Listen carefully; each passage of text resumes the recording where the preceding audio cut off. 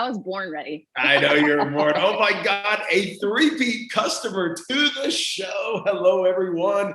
My name's Alex Vidal, Regional Vice President for Coldwell Banker here in Dallas, Fort Worth. And today we have a close friend of mine, someone who has become a close friend of mine and a close friend of Priscilla's as a result of the Closer Club. One of my favorite people on earth, Heather Monahan. What's up, Heather? Oh my gosh, so great to see you. Thanks for having me on today. No, thank you for coming on. You know, I see your son kind of reflecting in the background. We may have to invite him. We may have to invite him on. You can see him in the back. I see him in the back. Well, so you know, Heather, this is your third time, right? We did it the first time. We did it in a condo in South Beach, Dora. Oh yeah, and then we did that other house that you were selling. That's right. Yeah. I forgot about that one. I wasn't selling Nelson. So the first one was with Dora Puig, top broker in South Florida. Then we went to a listing with Nelson Gonzalez that we were going to do the rooftop, but it was really sketchy because it was. Yeah. Remember that? Anyways, and now we are Zoom because you happen to still be in Miami and I'm in Dallas. But for those of you that are watching at home, Heather is like, when it comes to confidence, she wrote the book on it. Literally, she wrote the book. What's the name of your first book, Heather? Confidence Creator. Confidence Creator. So let's jump on. If you guys want to go to my YouTube channel. There's not a lot of views on there because all the views are on Facebook. But if you want to go to the easiest place, TheCloserClub.com, you'll see the interviews with Heather there. So Heather, coincidentally, I've got 4 coaching groups going on right now. I just launched another one today, and a couple of things came up that I want to talk to you about regarding confidence. And we each have a hard stop at 4:25, so we got to rock. Talk to me a little bit about the 2 scenarios that I was asked today about. Alex, I'm brand new to the business, right? I got 0 experience in real estate. How can I come across as confident and come across as I know what I'm doing with a customer on the other line or in person? Here's the thing, you can't, right? I mean, you don't have any experience yet. So what you can come across as a confident you, but you're not going to be a confident real estate agent or advisor yet. And owning that and rocking that is really important. So one of the things that I would advise people, and this is what I did, I remember when I started out in radio sales, I was 22 years old and I had no idea about media and, you know, white papers and strategy. I didn't know. So what I did was I showed up as the most confident version of me. I know who I am, right? I'm good at being myself. However, when I would go through the process to start engaging and asking a lot of questions of the customer, right? Because I want them to empty their glass and share with me what their pain points are. I knew how to do that. That was a conversation. But as they began to ask me questions, they would say, you know, and what's the average CPM on a campaign like this? I'd have no idea. Yeah. So I would always say, as I mentioned, you know, this is my first week. Super excited to be here. And I really appreciate you entertaining me in this process. I have a manager that I work with that when I don't have an answer, will get it back to me immediately. I'll follow right back up with you. I might not have all of the exact answers you want, but I can promise you this. I'm a little bit different than the other reps that you're working with.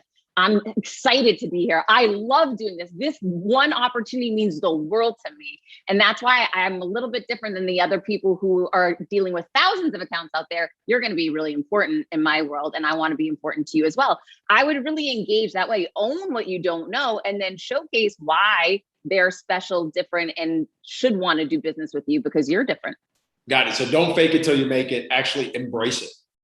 That's what I mean. That is the advice I would give for sure. Well, you are the author on the Book of Confidence, and I say that joking around, but you really are, right? That's the great thing about it. Okay, so the thing I love most about what you just said was, don't forget that you may not be confident in real estate sales. Be confident in yourself, right?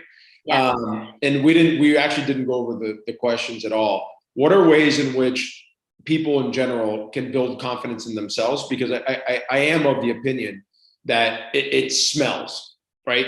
And what do I mean by that? If you're not confident in yourself, how can you expect the customer to be confident in you? And it smells like in the sense of they're going to pick up on it right away. So what are some quick ways in which someone can build some confidence? I mean, listen, first of all, practice is right. Competence builds confidence. So the more you do something, if you are pitching, right, the more you're going to become experienced at knowing and being able to anticipate what someone's going to say. That's going to help you feel more confident when you go into a situation. I talk a lot about this. Fire your villains. If you have negative people that you're working with, get rid of them. Get rid of the naysayers. Get them out of your space so that you can allow positive people to start stepping into your life and your zone, people that are encouraging you. And you need to be your number one cheerleader. I leave messages and notes for myself in my computer, on my phone, on the bottom of my shoes, right? So no one's going to be confident 24/7. You're going to hit low moments in a day where you're second guessing yourself. You want to be able to pick yourself right back up. I always write down 3 situations in my life where I thought things were going to go badly. I was nervous that I wasn't confident enough, and they went amazing. And I use those 3, they change all the time. I use those 3 situations to say, oh, wait a minute, this went a heck of a lot better. That's indicative and proof that whatever I'm up against now is going to go well too. There you go. And I wrote, if you see me looking down, it's because I take notes, and I take notes on every interview. Competence builds confidence. I love it. Absolutely right. It's like, listen, if you're new to baseball, the first time you get up and take a swing, you're not going to feel confident. But if you've been in 1,000 games, you're going to feel pretty confident. So don't undersell yourself or devalue yourself just because you're new to something. Appreciate that you're new and know that you're growing and you're going to get better and you will be more confident. All right, audience, listen to what she's saying. I've had George Hincapie, world famous cyclists. I've had MMA fighters, whatever. That's what they tell you. You know, until you put the time in, it's, you know, a buddy of mine's a pilot. And I'm like, what happens when the emergency lights go on? He's like, dude, we spend so much time in flight simulators that when the light goes off, we don't even think about it. It's just muscle memory. Mm-hmm. So true. All right. So let's talk about, and I got 3 because you've been on so much, which I love. But today, importantly, it was like, okay, what are we going to talk about? I'm like, this is so timely in terms of what we covered today. The other one was, Alex, time out. My mind's racing right now. Let me backtrack. One of the things in my 400 plus coaching sessions this year with my agents, I ask them, what's one objective you want to accomplish this year? Forget number of transactions, forget income, forget volume. Like, what is it? You want to start a podcast. You want to increase your average sales price. You want to, you know, get listings, whatever. And sometimes I do hear I want to increase my average sales price. But Alex, I'm nervous. I do $500,000 homes. I do $600,000 homes. I do $700,000 homes. But, you know, when I get to that $1 million, that $1.2 million, that $1.5 million, that $2 million, it's like, you know, I freeze up. I'm not confident. So they've proven they can do the work, but they're not, you know, it's just an extra zero is what I like to say. So what's your advice for someone who's got experience, just not experience in that price point?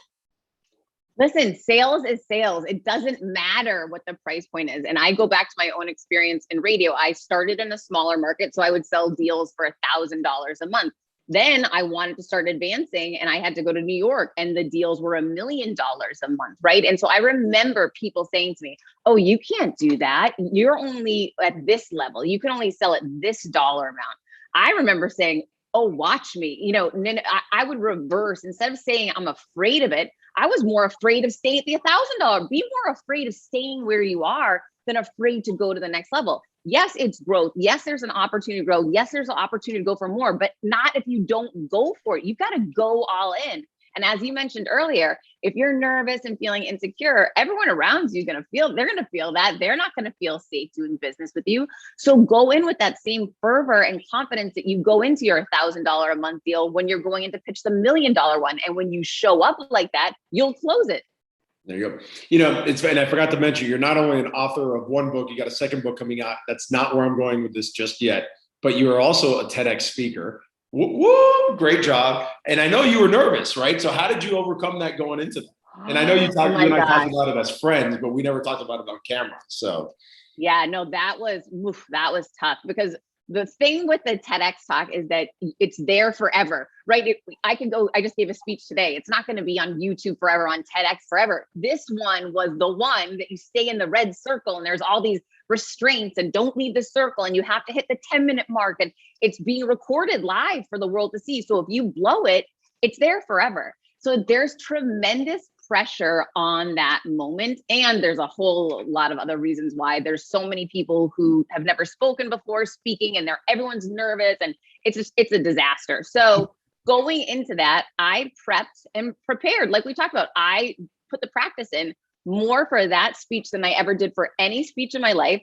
I took every big power moment and put it on whiteboards all around my apartment like a crazy person, because I'm a visual learner. So the more I can see something, the more that it's going to prime my brain.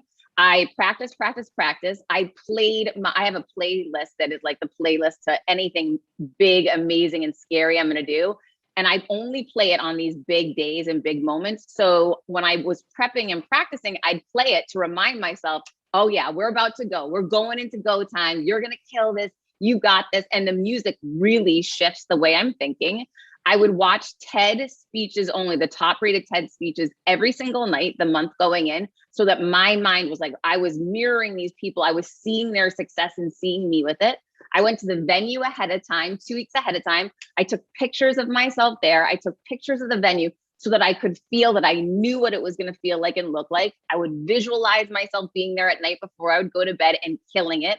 I would write down all over the place, 50 million views, you killed it. So I really projected and had this clear intention of how I was going to feel, how I was going to perform. And I put a ton of work in. And then at the last minute, I was super nervous. I used my lavender, which helps calm me down.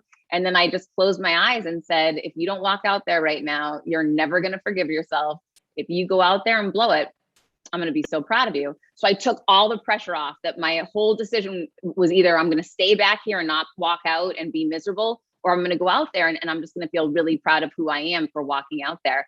And that talk got promoted to TED. There you go. I love it. So do you remember what's on your playlist? I mean, it's all Jay-Z, Kanye West, Kendrick Lamar, like all my peeps. Nice. Mine's more like Rage Against the Machine, Metallica, Guns N' Roses. I'm on this Rage Against the Machine kick right now. And one of the lyrics on the song was, "The hungry only stay hungry for so long. Don't stay hungry for the hungry. Don't stay hungry for long." And I actually did every Sunday. I send out an email to my area, my metro, which is all of Dallas-Fort Worth, 10 offices, 1,000 agents. And it was about that, having that inner motivation. When you're hungry, your inner motivation is hunger, and you'll do whatever it takes. How do you find that in your business today, that even when you don't want to get out of bed in the morning, that hunger is what's going to fuel you to get out and push yourself? So, okay. Behind you, I spot something. It says overcome your villains. So I know you have fire your villains. What's overcome your villains? So this is my new book. It's available for pre-order now. My first book I self-published. This book I wrote with HarperCollins Leadership. And it's really a 3-step process, powerful, proven 3-step process to overcome any adversity in business and life, essentially around mastering your beliefs, the actions that you take, and the knowledge that you access in order to overcome anything. And so HarperCollins said to me, we want you to sell 7,000 copies of pre-orders before November, before the book comes out. And I believe in sales that if you're asking someone to do something, you need to give them something more value than what you're asking for in return. So I put together, right now my book's on sale, I think for $19.99. And I put together a $500 bonus bundle of my courses, advanced chapters of the book, workbooks, so much stuff to get into so that you can get ahead of overcoming your villains, already understand the methodology and the process before the book ever comes out, and really get a jump start on accomplishing whatever it is you want to do. All right. So if I'm reading the book, what am I gonna be like on the other side? Like, what am I going to accomplish when I come out of reading the book? You're going to be able to overcome whatever adversity that you're facing now or that you face in the future. Yeah. What I love about that is, and what I hope the people watch at home, and we talked about this on our coaching this morning, is if you look at the best in the country, the best in the world, right? Tom Brady, best quarterback in the world. Michael Jordan, best basketball player in the world. The list goes on. These people, even when they are literally the best in the world, they still have coaches in their life guiding them to do what they want to do. All right, last question. I didn't prep you for this one either, but you should be used to it by now after 3 times. Book, podcast, or TED Talk recommendation for the audience. Obviously, the book is Overcome Your Villains. Can they find it on Amazon? Oh yeah, Overcome Your Villains is everywhere. Yeah, Okay, for cool. sure. Or you can go to my website, overcomeyourvillains.com, and that's where you can download the bonus bundle as well. Got it. And your personal website is heathermonahan.com. You got it, of course. All right. So outside of Heather's world, talk to me. Book, podcast, or TED Talk recommendation. Book, podcast, or TED Talk. You know, that is Yeah, you've kind of done them all, right? You've been on podcasts, you've done TED Talks, and you've written books. I have my own podcast. Yeah. Okay, promote it. Go for it. I love it. Go for it. Oh, okay. So I just interviewed, well, number one, there's an amazing episode that I put up a couple of days ago. It's all about how to establish yourself as an expert in your industry. I brought a PR specialist on. She breaks it down into 5 simple steps that anyone can make themselves an expert. It's really, really useful episode. And then today I just interviewed, right before we got on, Lisa Lampanelli, who's this huge comedian who I absolutely adore and love. And we had this great talk around what she's going through in her life, the transitions, and how she's letting go of things, whether it be she's letting go of clothes and emptying out drawers, she's downsizing her house, she's walking away from, you know, the big shows and doing these TV specials, and instead starting to do a smaller podcast. And as she's been transitioning and letting go, she's been seeing all these wonderful things start popping up in her life. And it was a really meaningful episode for me because I'm such a fan of her and just in awe of, you know, what a special person she is. I think she had been on your show already as well, right? She was my second or third guest in 2019 when I launched it. Yeah. So this was the first time I had her back. That's awesome. Very cool. Well, when they're great guests, it's worth having them back. Maybe sometimes even 3 times. I mean, there you go. 3 times is a charm. There you go. Heather, I know we got to run. This was awesome. I really wanted to get to the core of confidence for no experience, confidence with experience, talking about the villains, because God knows we all have our villains in our life. Thank you so much. I appreciate you. Alex, I appreciate you too. Miss you so much. You got it. Miss you. Stay on. I'm going to stop the Facebook Live. Bye, everybody. We'll see you. Share this episode, please. And we will see you later.